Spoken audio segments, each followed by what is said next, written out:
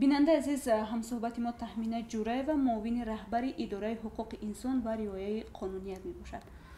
хуб, Тахмина бону, шумо ба наздикии марҳилаи сеюми мониторинг дар маҳбасҳои Тоҷикистонро ба анҷом расондед ва ҳоло вазъи зиндонҳои Тоҷикистон чӣ гуна аст? Мониторинговая группа начала свою деятельность с февраля 2014 года, и начиная с того момента по настоящий день... гурӯҳи мониторӣ фаъолияти худро аз моҳи феврали соли 2014 шурӯъ кард. аз он вақт то имрӯз 18 маротиба аз зиндонҳои мухталифи Тоҷикистон дидан кардааст. феълан мо дар даври сеюми мониторинг қарор дорем. дар маҷмӯъ мо дар ин маврид пешрафтҳое ба даст овардаем. дар аввал бо мушкилоте рӯбарӯ шуда будем. боздиди гурӯҳи мониторӣ аз зиндонҳо пас аз огаҳии қаблӣ сурат мегирифт.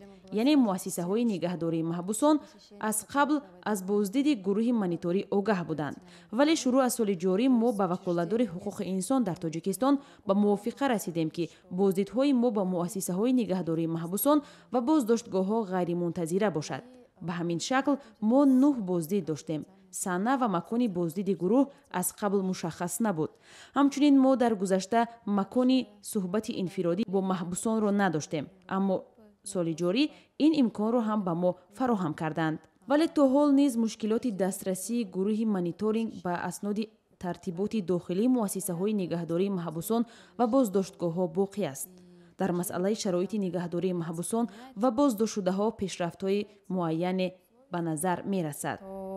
В этой сфере тоже можно отметить определенные успехи. Шумо аз 9 муассиса дидан кардед, инҳо кадом муассисаҳо буданд?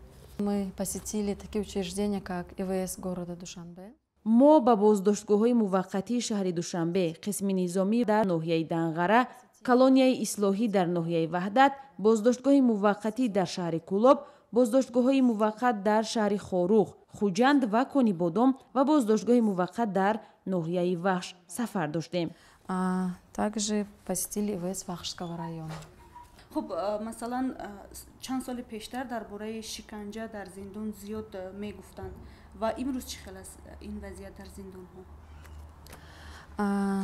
По результатам первых 2 фаз нашего посещения... дар 2 давраи аввали боздиди гурӯҳи мониторӣ аз боздоштгоҳҳо ва зиндонҳо афроди ҳамсоҳбатони мо аз далелҳои шиканҷа шудан суҳбат накарда буданд.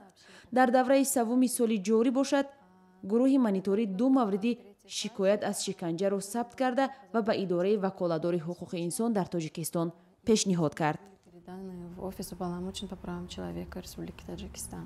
масалан, омбудсмени Тоҷикистон мегӯяд, ки дар зиндонҳо вазъи шиканҷа ба солҳои пештар камтар шудааст. агар чунин бошад, ба назари шумо сабаб чӣ аст, ки масалан камтар шудааст? Вы знаете, на этот вопрос сложно ответить, поскольку о масштабах мы не можем судить, поскольку нет... медонед, ба ин суол посух додан мушкил аст, зеро мо аз доираи шиканҷа дар боздоштгоҳҳо ва зиндонҳо чизе гуфта наметавонем, зеро омори расмии шиканҷа вуҷуд надорад. шумо медонед, ки дар Тоҷикистон эътилофи зидди шиканҷа фаъол аст ва тибқи маълумоти ин эътилоф соли ҷорӣ 35 мавриди шиканҷа дар боздоштгоҳу зиндонҳо сабти ном шудааст. В Таджикистане не только в закрытых учреждениях, полузакрытых, а в целом коалиция обратилась только человек. Ташаккури зиёд барои суҳбат.